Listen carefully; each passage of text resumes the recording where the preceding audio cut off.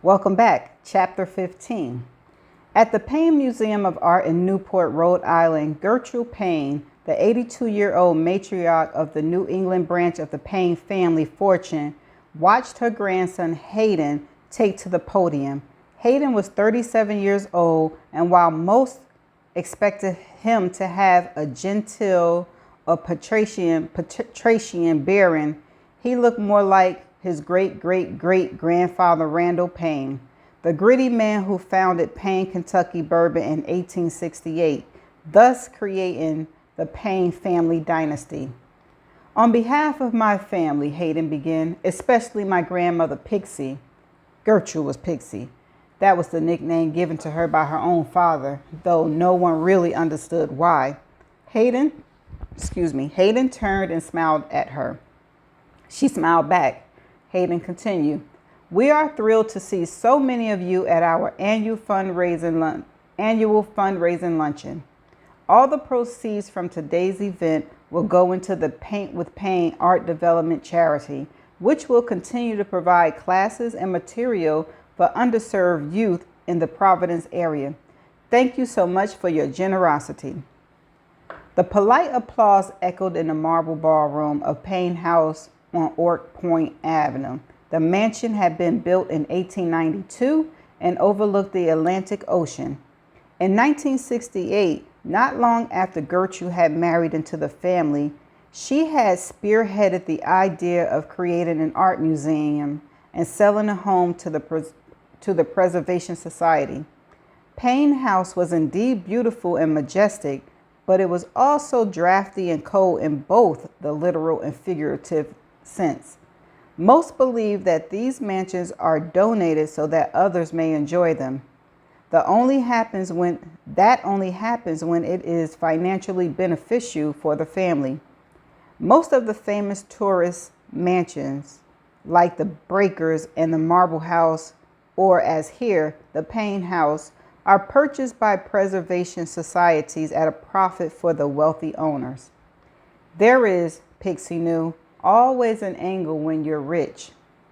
I know that this year holds extra excitement, Hayden continues, and as promised, after we finish this delicious lunch provided by our local caterer, the Divine Haynes Laspere, a smatter of applause, we will provide you, our prime benefactors, a private tour of the museum and, of course, the highlight, the reason most of you are here today, a special premiere viewing of the infamous painting not seen in public for over 2 decades, Johannes Vermeer's The Girl at the Piano. Cue the oohs and ahs.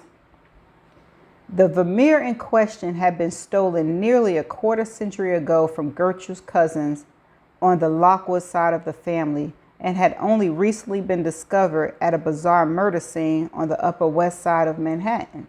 The painting, which measured only 1.5 feet high, had already been an invaluable masterpiece. But then when you add notary into the mix, art heist, murder, domestic terrorism, The Girl at the Piano was considered one of the most valuable works of art in the entire world. Now that it had finally been recovered, Gertrude's cousin, Wen, felt that the painting should not languish in a dingy parlor at Lockwood Manor, but rather travel the world and be enjoyed by thousands and if not millions. The stolen Vermeer was about to start making the rounds of museums around the world with its opening 1-month exhibition right here in Newport, Rhode Island. Getting the Vermeer first had been an immense coup. The tickets for today's luncheon had started at $50,000 per person. Not that the money mattered, not truly. The Payne family was worth billions, but philanthropy amongst the well-to-do had always been about social climbing, with perhaps a smidgen of guilt thrown into the mix. It was an excuse to socialize and throw a party, because to be this obscenely wealthy and simply have a party would be too gauche, too tasteless, too showy. Ergo, you attach a charity as cover, if you will. It was all pish. Gertrude knew. The wealthy in the room could have just written a check to support the paying charities for underserved youth. None would ever miss the money. Not only doesn't anyone give until it hurts, they don't even give until they feel it in the slightest. Gertrude understood that no one voluntarily shrinks or lessens their lot. Oh, sure, we may all climb to want better for those less fortunate than ourselves. We may even mean it, but we all want that without any kind of sacrifice on our part. This, Gertrude had surmised years ago, was why the rich could seem so awful. Hayden continued. The Payne Foundation program for the underserved have helped tens of thousands of needy children since our patron Saint Bennet Payne created the family's first orphanage for boys in 1938. He gestured towards the large oil portrait of Bennet Payne. Ah, the wonderful, revered Uncle Bennet, Gertrude thought. Few knew that Uncle Bennet had been a pedophile in the days before such a word seemed to exist. Generous Bennet chose to work with poor youth for one simple reason. It gave him unfettered access to them. Uncle Bennet kept his predilections a secret, of course, but like most human beings, he also justified his action. He convinced himself that in sum, he was doing good. These children, especially the extremely poor, would have died without the Payne's intervention. Bennet fed them, clothed them, educated them, and wasn't sex an act that pleased both participants? What was the crime here? Uncle Bennet traveled the world, often with like-minded missionaries, so he could have sex. Now, they correctly called it rape, didn't they? With a wide variety of children. For those wondering about karma, for those wondering whether Bennet Payne, who never knew hunger or thirst or discomfort, who never worked a real job or knew anything but great wealth, eventually paid for his misdeeds, the answer, alas, is no. Uncle Bennet died of natural causes in his sleep at the ripe old age of 93. He was never found out. To this day, his portrait hangs in every Payne Foundation charitable institute. The irony here is that the Payne Foundation now does a fair amount of good. What started as a vehicle for Uncle Bennet to rape children now truly helps those less fortunate.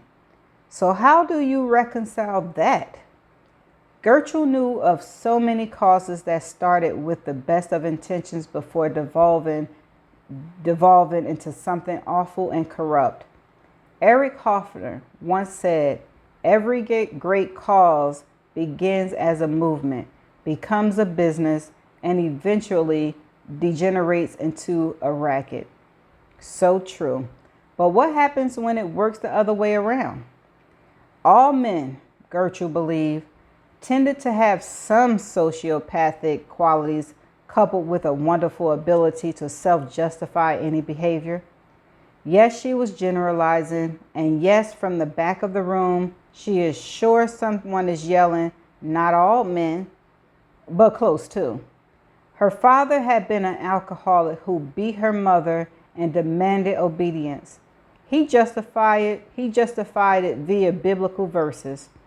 Gertrude's own husband, George, had been a serial philanderer. He justified it via the scientific argument that monogamy was unnatural. Oh, the pointless information in this chapter. And Uncle Bennet, well, that had been covered up. He wasn't the only one in the family with that particular predilection.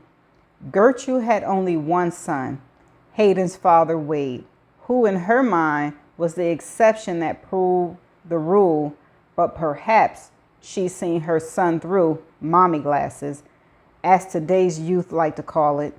Wade had also died at the age of 31 in a private plane crash with Hayden's mother as they headed to Vail on a ski trip. perhaps before whatever sociopathy ran in his loins could reveal itself. The death had crushed her. The orphan Hayden was only 4 years old at the time. It was left to Gertrude to raise Hayden, and she had done a poor job. She had not looked out for him, and he had suffered for it. Y'all. Her phone buzzed. Gertrude found modern technology fascinating. Of course, like too many things in the present day, it led to obsessions. But the idea that you could communicate with anyone at any time or see pages from all the libraries in all the world with a small device she kept in her handbag. Ooh, excuse me. How do people not appreciate such things? So once again, Hayden finished up, I want to thank you all for supporting this wonderful cause. We will visit the stolen Vermeer in 15 minutes. Enjoy your dessert. As Hayden smiled and waved, Gertrude sneaked a glance at her phone. When she read the message, her heart dropped. Hayden wended his way back to her table. When he saw her face, he said, "Are you okay, Pixie?" She put a hand on the table to steady herself. "Walk with me," she said. "But take my arm, please, now." "Of course, Pixie." They both kept the smiles on their face as they made their way out of the grand ballroom. One wall of the ballroom was mirrored. Gertrude spotted herself right before they exited and wondered who that old woman in the mirror was. "What is it, Pixie?" She handed Hayden the phone. His eyes widened as he read, "Escaped." "So it seems." Gertrude looked toward the door opening. Stefano, the family longtime security head, was always in sight. He met her eyes, and she gave him a head tilt that indicated they would need to talk later. Stefano nodded back and kept his distance.